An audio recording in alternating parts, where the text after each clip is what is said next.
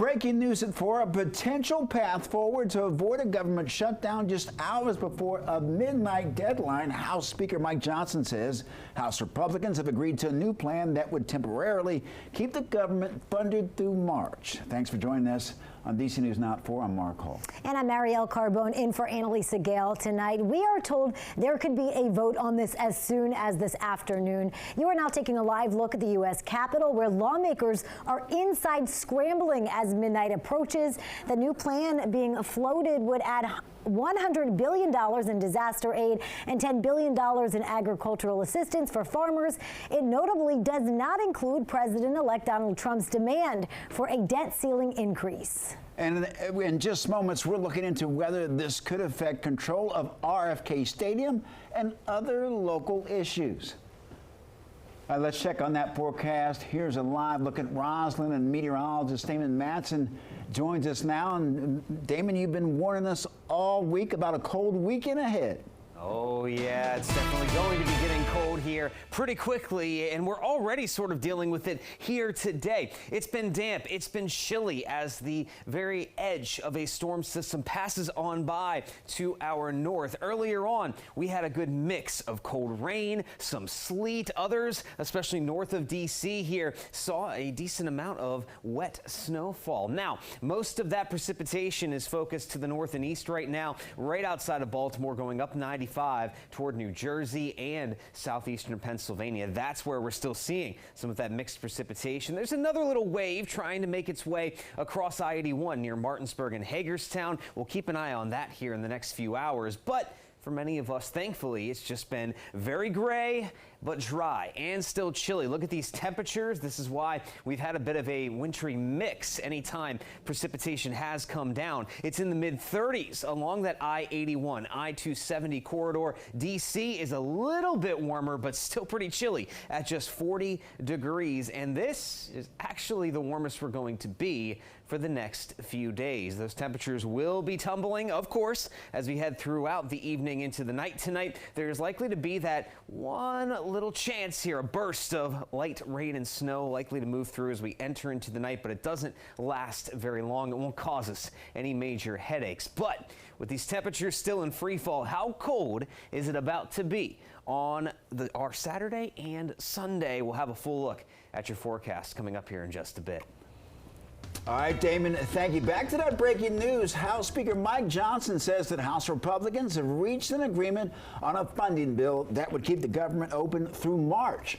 The House floor expected to vote this afternoon, and then the Senate would need to vote all before a midnight deadline tonight. Yeah, Mark, this new plan, it would add $100 billion in disaster aid and $10 billion in agricultural assistance for farmers, but not President-elect Trump's demand. That was for a debt ceiling increase. Now, if no agreement is reached, there could be some major implications for the DMV, including the fate of several big-time projects in Maryland as well as in the district. And Marielle, no surprise, local leaders pushing for a resolution to keep the government open. The rules are not suspended and the bill is not passed. After a second failed attempt to pass a federal spending plan, Congress is still scrambling for a fix. It is, I think, really irresponsible for us to risk a shutdown. Republican House Speaker Mike Johnson calling out Democrats Thursday night. And the only difference on this legislation was that we would push the debt ceiling to January of 2027. But that's not true. Thursday's spending bill dropped several key projects from the original bipartisan bill, including legislation to transfer the administrative rights of the old RFK Stadium site to the district for the next 99 years, allowing D.C. to redevelop the site for housing, park space, a potential Commander Stadium, and more. I don't know if there's another path this session. And that legislation was stripped from the plan after misinformation from billionaire Elon Musk, who falsely claimed it allocated $3 billion in federal funding to build a new NFL stadium. Mayor Muriel Bowser saying Thursday, the legislation contains no federal funding for the transfer of the land. The second spending bill also removed language giving Maryland control of D.C.'s Air National Guard Squadron. It did keep full funding to rebuild Baltimore's Key Bridge. I mean, enough gimmicks. We just got to get back to the agreement that we had. That's my position. Yeah. Mayor Bowser not commenting on the spending plan today. It is unclear at this point if that third spending bill will include the RFK legislation. We know that deadline to pass the plan now just 8 hours away. Now, if no plan passes and the government does shut down, there would be disruptions in many services, but it depends on the federal agency. For example, benefit checks for Social Security and Medicare would go out. Troops and law enforcement officers, they would also stay on the job, and mail would still be delivered by the U.S. Postal Service.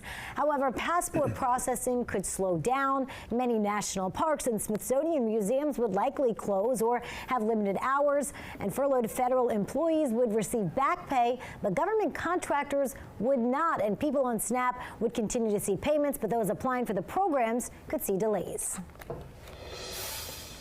New details today on violent crime in the district. Right now, the city's violent crime rates are at their lowest point in 30 years.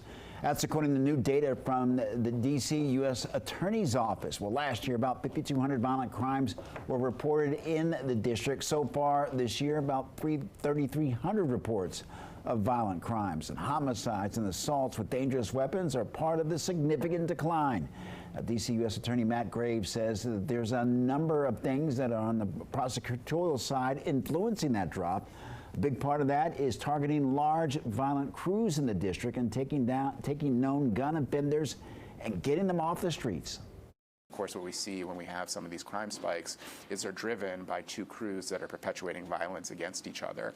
Being able to take out both sides of the equation so that one crew doesn't rise to prominence in the absence of a rival is a game changer. You know, pick your period, 6 months, year before the takedown versus the 6 months, year after the takedown, a dramatic reduction in violence in that neighborhood. And looking to next year, Graves says a big priority for his office is tackling the backlog of homicide cases awaiting trial. Right now, homicide trial dates are being scheduled as far out as late 2026 and even early 2027. Well, people in Prince George's County neighborhoods say they are taking steps to protect themselves and their homes after a car flipped and flew into someone's front porch last night. Now, it happened in Chillum, and neighbors say it's not the first time. DC News Now's Christian Pena talked to someone about the incident last night and what safety measures neighbors are putting into place. Definitely an extremely dangerous road. I mean, for example, my neighbor next door, the house has been hit twice. Don tells us the trend continued Thursday night in Chillum. That's when a car hit another neighbor's home along the 6900 block of Riggs Road. I'm always worried that if I'm traveling for a few days, that someone's going to crash into my house. It's been such an issue, people are taking matters into their own hands. They're putting in yellow cement poles to prevent cars from hitting the houses. Their hope is to get some additional support in this area where the speed limit is only 35 miles per hour. If we install some speed cameras in this area, have maybe a better police presence in the area, that may help. As of late Friday afternoon, Prince George's County Police did not have additional information to share with us in relation to Thursday's incident. For now, reporting in Chillum, Maryland, I'm Christian Pena, DC News Now. Thank you. A student at Virginia's George Mason University, arrested by the FBI. He's charged with plotting an attack on the Israeli consulate. According to court documents, Abdullah Azizullah Taha Muhammad Hassan ran pro-ISIS and al-Qaeda social media accounts.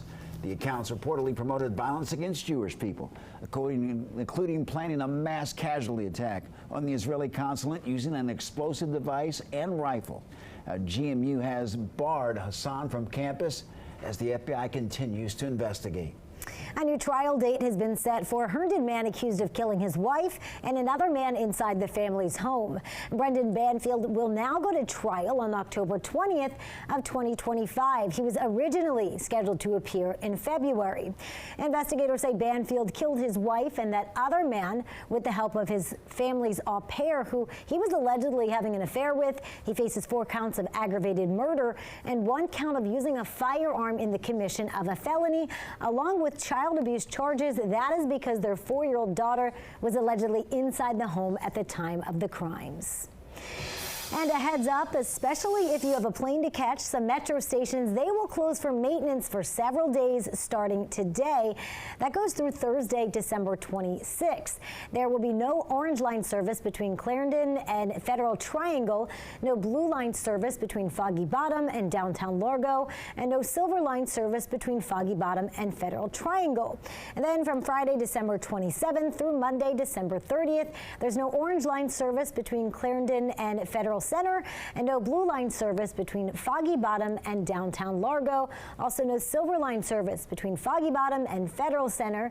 Free shuttles will replace the trains, and riders should give themselves some extra time. Metro announced in its holiday schedule trains and buses will run modified service for Christmas Day, New Year's Eve, and New Year's Day. On New Year's Eve, fares will be free after 8 p.m. and Metro trains will run until 2 a.m. and you can head to DCNewsNow.com for more information.